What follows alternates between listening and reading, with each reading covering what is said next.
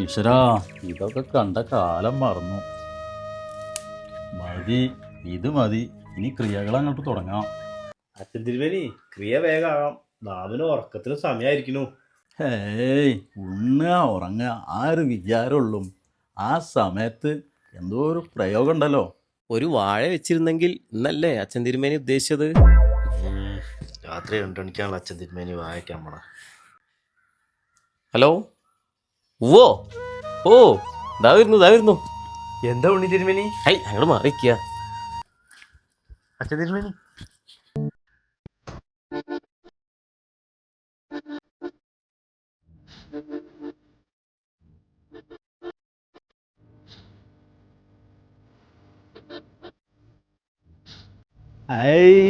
അനിയൻകുട്ടൻ വീണ്ടും വീണ്ടും തെളിയിച്ചുകൊണ്ടിരിക്കുകയാണല്ലോ.